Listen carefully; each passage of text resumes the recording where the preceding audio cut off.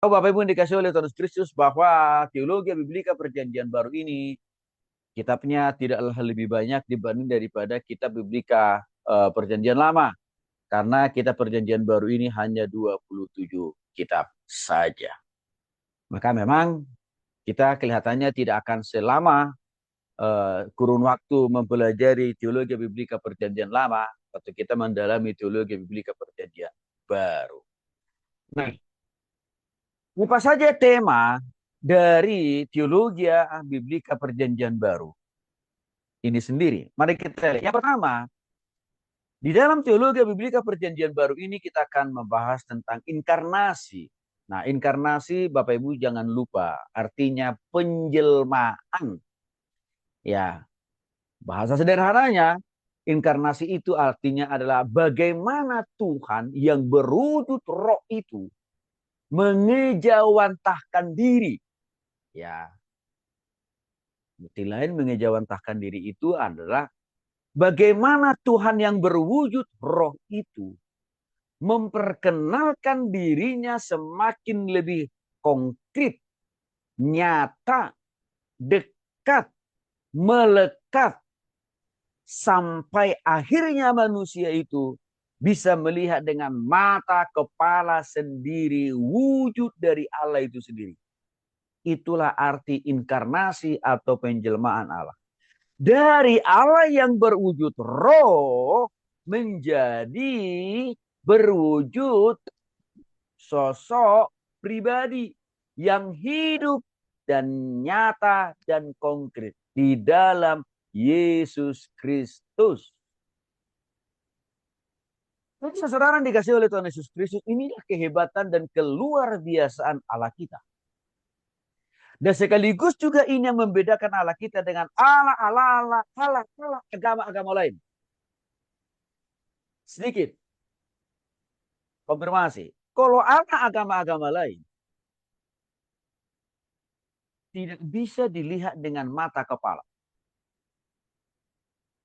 Saking tidak bisanya dilihat oleh mata kepala, maka Allah-Allah agama lain mewujud nyatakan Allah mereka itu dalam berbagai bentuk. Contoh, ada agama di negeri ini yang mewujud nyatakan bentuk Allahnya itu dalam bentuk batu. Ya, untuk itulah mereka setiap tahun harus investasi waktu, tenaga, pikiran, bahkan jual rumah, mungkin juga jual diri. Supaya mereka pergi ke negara orang. Dengan hanya satu tujuan sebenarnya. Mau berjumpa dengan Allah mereka itu di sana. Allah kita orang Kristen jelas, tuntas, sempurna sudah. Waktu Allah itu menyatakan atau memperkenalkan atau mendekatkan dirinya melalui Yesus Kristus. Jika dengan demikian Bapak Ibu dikasih oleh Tuhan Yesus Kristus, orang Kristen tidak perlu harus memaksakan diri ke Yerusalem. Kenapa? Karena Allah kita itu juga bisa kita kenal dalam wujud roh. Sekalipun di sisi lain dia bisa juga berwujud manusia. Maka sebenarnya hal inilah yang menolong kita orang Kristen tidak perlu mencari Allah-Allah lain. Termasuk membuat, saya katakan tadi, membuat batu menjadi Allah, membuat pohon pisang menjadi Allah, membuat pohon beringin menjadi Allah, atau membuat apapun di muka bumi ini menjadi Allah. Nggak perlu Bapak Ibu. Karena Allah kita itu sudah jelas. Wujudnya, bentuknya. Jadi di sini kalau kita lihat fleksibilitas, kedinamisan Allah kita itu luar biasa. Dia memakai banyak cara, salah satunya adalah menginkarnasikan dirinya sehingga bisa kita melihat dengan nyata dan konkret. Mungkin Bapak Ibu bertanya, tapi kan Pak Tony yang pernah melihat Yesus itu kan orang-orang Israel sana Pak. Itu pun Yesus kan hanya cuma 33,5 tahun. Pernah menampakkan dirinya di antara orang Israel. Betul, tapi jangan lupa. Sekalipun hanya 33,5 tahun Yesus pernah bertemu muka dengan manusia di era perjanjian baru. Semua perjumpaan Yesus dengan manusia di era perjanjian baru dicatat dengan sempurna di dalam Alkitab, khususnya kitab perjanjian baru. Maka kita bisa melihat kembali bagaimana perjumpaan langsung, pertemuan langsung, komunikasi langsung, kedekatan langsung antara Yesus itu dengan manusia itu sendiri. Jadi tetap juga ada impact-nya buat. Nah, maka untuk itu Bapak Ibu dikasih oleh Yesus Kristus. Ya. Yohanes pasal 1 ayat 1 dan 14. Pada mulanya adalah firman dan firman itu bersama-sama dengan Allah. Saya mau garis bawahi dulu kalimat pertama. Pada mulanya adalah firman. Apa artinya? Sebelum bumi, langit, dan segala isinya ada, Tuhan itu, firman itu, Yesus itu sudah ada. Sebelum bumi, langit, dan segala isinya. Pada mulanya, Tuhan itu, Yesus itu, Roh Kudus itu, atau Allah itu sudah ada Bapak Ibu. Maka ada istilah yang sering kita dengar, eksistensi keberadaan Allah itu dari kekekalan sampai kepada kekekalan. Rekomendasi ayatnya, aku adalah Alfa dan Omega. Artinya apa? Dia sudah ada dari mulanya, dari awalnya sebelum bumi ada dan segala sesuatunya. Dia akan tetap eksis sampai akhirnya bumi menjadi tiada karena kita akan diberangkatkan oleh Tuhan ke surga. Lanjutannya firman itu bersama-sama dengan Allah. Firman ini saya katakan tadi adalah bentuk inkarnasi Allah ya menjadi Yesus. Firman ini adalah juga bentuk inkarnasi Allah menjadi perkataan. Jika dikatakan di sini, firman itu bersama-sama dengan Allah dan firman itu adalah ia pada mulanya bersama-sama dengan firman itu, ya. Ia pada mulanya bersama-sama dengan Allah. Firman itu telah menjadi manusia. Siapa di sini maksudnya? Allah yang berwujud roh. Dia akhirnya menjadi manusia. Siapa maksudnya di sini? Yesus Kristus. Dan dia di antara kita, artinya hidup Allah itu di antara manusia. Khususnya pada waktu Tuhan hidup di antara orang Israel. Kehidupan Yesus selama 33,5 tahun itu menjadi wujud nyata. Yohanes pasal 1 ayat 1 dan 14. Bahwa firman itu menjadi manusia, artinya Yesus itu, Allah itu menjadi manusia atau berinkarnasi menjadi manusia yang namanya menjadi Yesus. Dan dia diam di antara kita, artinya apa? Yesus itu pernah tinggal bersama dengan manusia. Dan kita telah melihat kemuliaannya, artinya ada banyak mata yang telah melihat Yesus di era perjanjian baru. Di mana Yesus itu adalah anak tunggal Bapa, kasih karunia, kebenaran. Anak tunggal di sini Bapak Ibu, jangan langsung kita berpikir Yesus itu keturunan jasmani. Bukan. Anak tunggal di sini adalah Yesus itu adalah diri Allah satu-satunya. Ya. Yang turun ke dunia ini secara lebih real atau juga secara lebih nyata.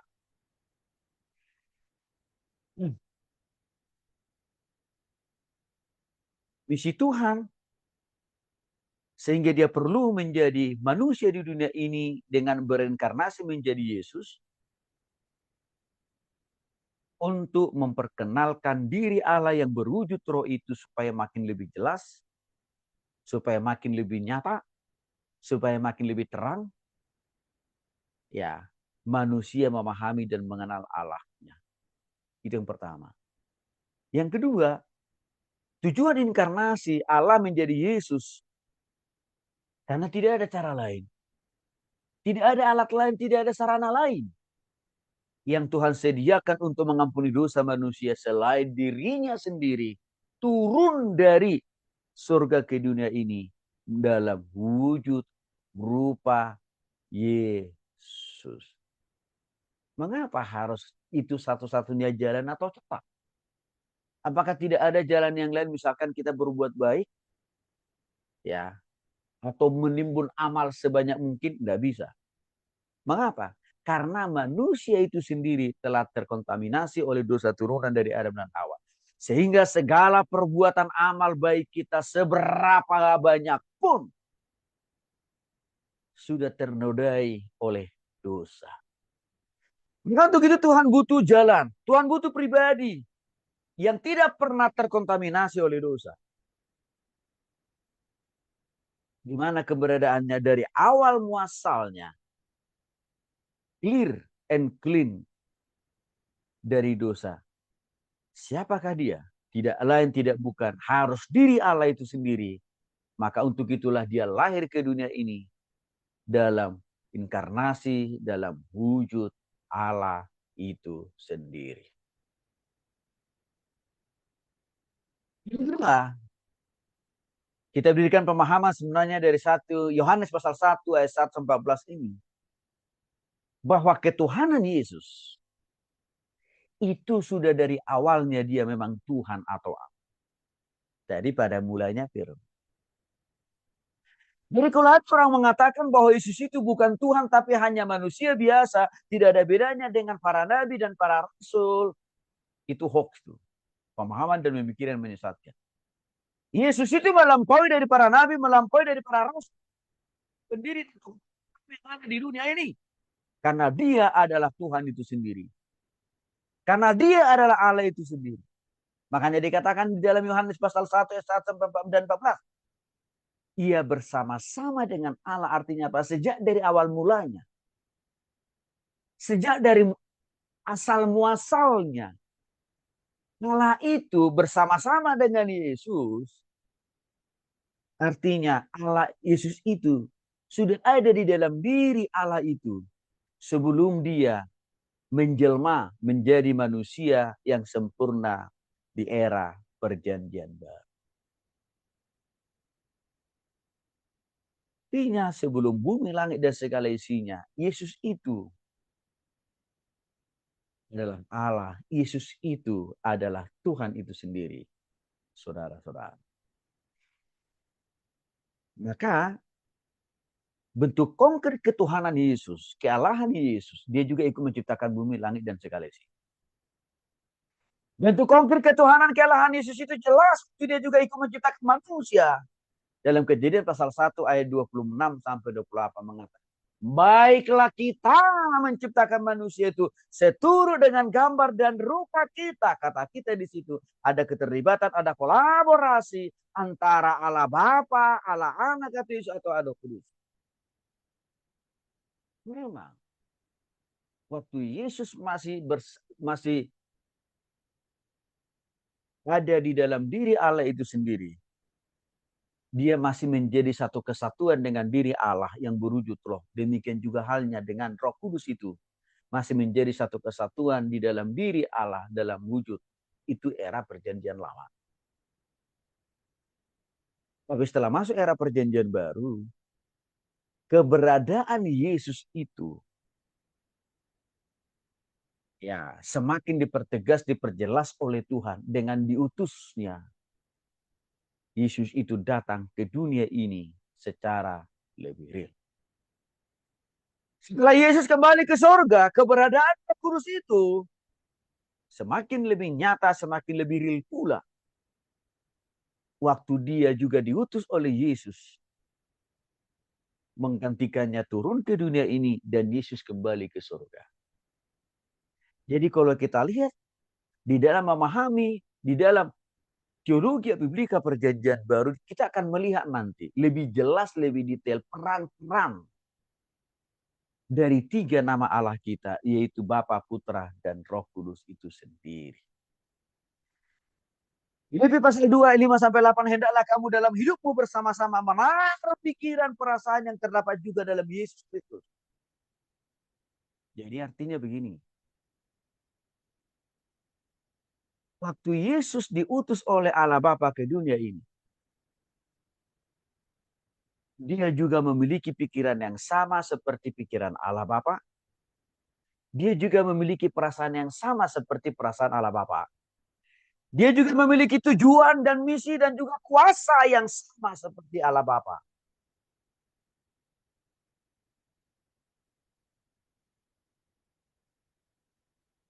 menjadi wujud nyata bahwa Yesus itu tidak pernah berubah sekalipun dia telah menjadi manusia. Dia tidak pernah berkurang kuasanya, mujizatnya, kekudusannya, kesuciannya. Enggak berkurang Bapak Ibu.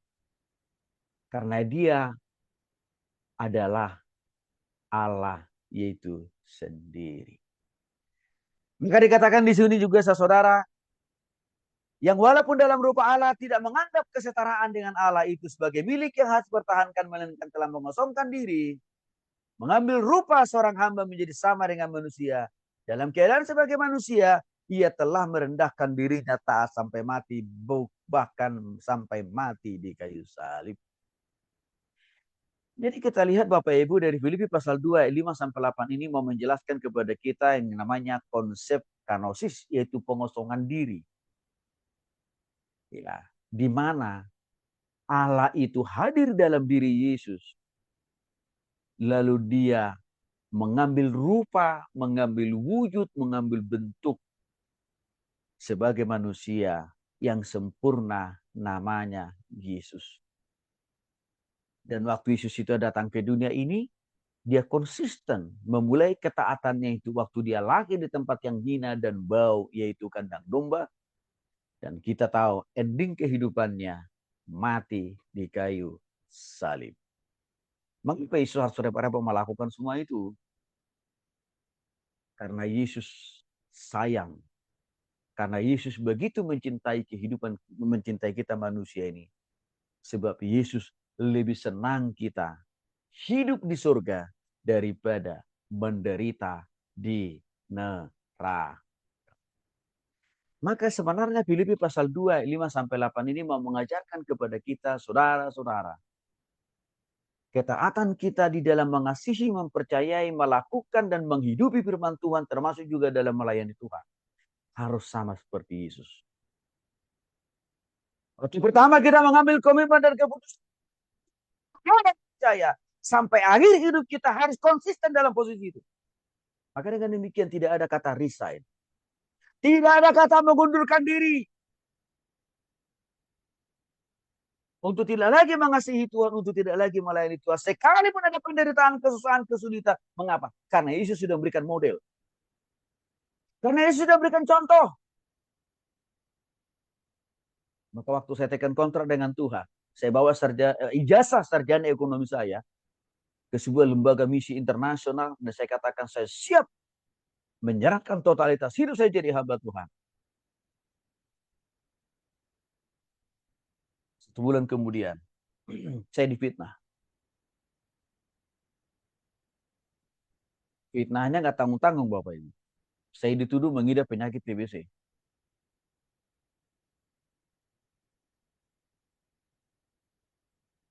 Bahkan sampai mereka membayar dokter untuk memberikan surat keterangan palsu. Saya dijauhi oleh teman-teman saya. Bapak Ibu. Tidak bisa ngobrol bersama, tidak bisa makan bersama, bahkan sendok dan piring saya pun tidak boleh mereka sentuh. Harus saya sendiri yang nyuci. Pakaian saya sama. Bahkan saya diusir juga. Dan perlu saya kasih tahu Bapak Ibu. Perlakuan itu saya alami dari orang-orang, satu, menamakan diri sudah bertobat terima Yesus. Yang kedua, perlakuan yang tidak adil itu saya alami dari orang-orang yang menyatakan dirinya Tuhan full time.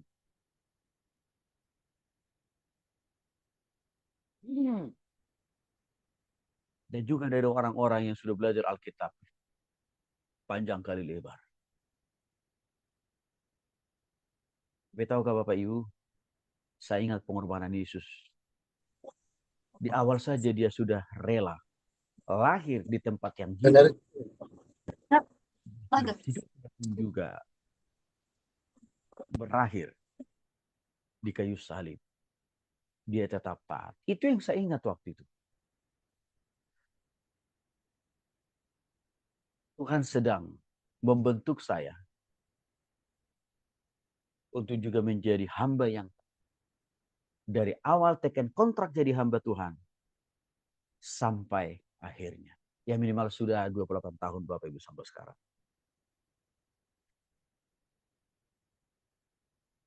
Tuduhan saya mengidap penyakit TBC tidak terbukti. Karena setelah keluar surat keterangan hoax atau palsu itu, saya pergi ke rumah sakit besar di Jakarta. Saya tes sampai dua kali loh Bapak Ibu. Namanya Rumah Sakit Persahabatan Daerah Jakarta Timur, Rawamangun. Sampai dua kali saya tes. Ya, pihak rumah sakit katakan, Pak, kami tidak menemukan jenis penyakit apapun dalam di tubuh Bapak termasuk TBC.